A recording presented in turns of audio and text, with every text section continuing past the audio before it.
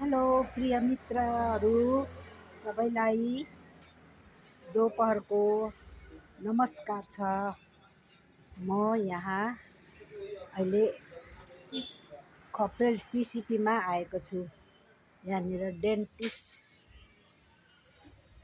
डेन्टिस्टमा यो दाँत देखाउनुको लागि आएको हो।